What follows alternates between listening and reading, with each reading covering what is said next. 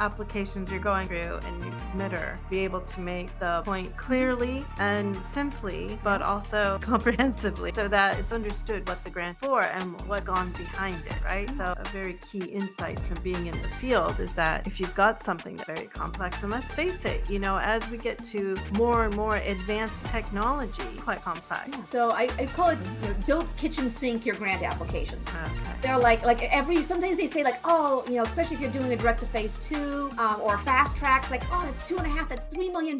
We could do so much with that. Here's all the people I wanted to hire, the projects I wanted to study, and all the experiments I was going to do.